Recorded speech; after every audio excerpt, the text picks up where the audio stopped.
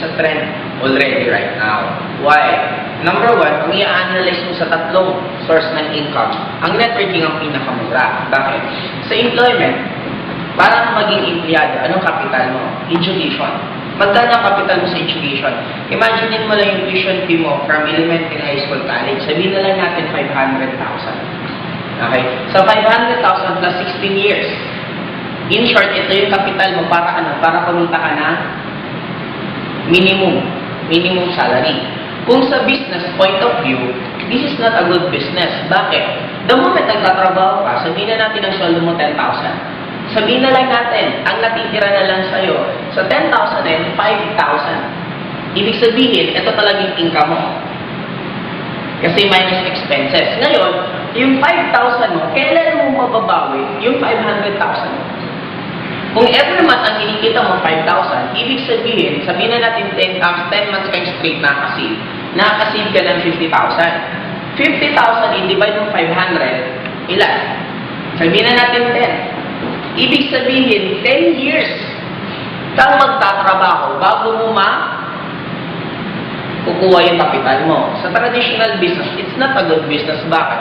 Ang good business dapat at least 3 years nag-ROI ka na bumalik ka. Okay? Sumunod, business. Sa business, ang dilemma dito, pag wala kang kapital, hindi ka pwede magputak ng negosyo. The moment magkaroon ka ng business, the moment magkaroon ka ng income, anong susunod na mangyari? Maliban sa big capital, ang kailangan mo para mag-put up ng negosyo, susunod kailangan mo na experience. Ang dilemma dito, pag nagtayo ka ng negosyo, meron kang kapital at wala kang experience, normally ang kapital mo maubos. Para bakit siya kailan maubos? Para mag-gain ka ng experience. Para sa susunod na mag-put up ka ng business, doon ka na pwede kang kumita. Yun ang nagiging dilemma sa traditional business. Networking. Sa tatlong to, networking ang cheapest. Bakit? Napakamura ng capital. Bakit? Sa InGlobal, ang capital lang niya, 7,880. Sa 7,880 mo, kahit wala kang experience, okay lang. Wala ka rin risk. Bakit? Yung 7,880 mo, may produktong bumalik, may scholarship na bumalik, may insurance na bumalik. In short, nagbayad ka pa lang, halos balik na agad yung binayad mo. Kaya wala ka ng risk. Kung susugal nga ang tawag ko dito, mamimili ka sa dalawa, tabla o panalo. Walang talo o panalo, tabla or panalo. After mag-join, huwag mong i-workout. Okay lang, kasi value for money pa rin ang bumalik. Dito, magnegosyo ka. After mo tayo ng negosyo, huwag mong buksan, lugi ka. Mag-aral ka. After mag-aral, hindi ka nagtrabaho, wala ka pa rin kita, hindi ka pa rin makakabawi. Ngayon, ang networking is a trend. Why? Lahat ng tao kaya abutin ang halagang mo.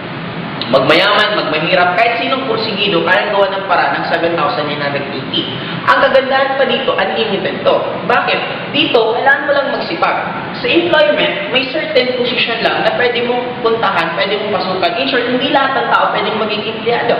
Kasi kung lalo na kung lahat, meron na. Sa business din, hindi naman lahat kaya mag-negosyante. Pero dito, sa networking, pwedeng lahat sumali. Ang kagandahan dito, the moment maraming tao nawawalan ng trabaho, saan sila pupunta? Hindi naman sila pupunta dito. Bakit? Wala na silang kapital. Saan sila normally pupunta? Kasi sa isang country na mas lumulobo ang unemployed, automatic, lalong magbubungang networking company. What about naman sa isang networking company na sobrang okay ang ekonomiya? Pag ang isang country okay ang ekonomiya, normally ang magbuboom sa kanila, hindi yung recruitment side ng networking. Normally, ang magbuboom sa kanila, yung reorder. Kasi maraming pambili, kaya maraming bibili. In short, may mga ibang sumasali sa networking company, wala silang pakialam sa recruitment. Ang goal lang nila, yung discount at yung produkto, tuloy-tuloy pa rin. In short, this is a good business. Bakit? Mag-boom or bumagsak ang ekonomiya, pareho sa pool mo pa rin yung market.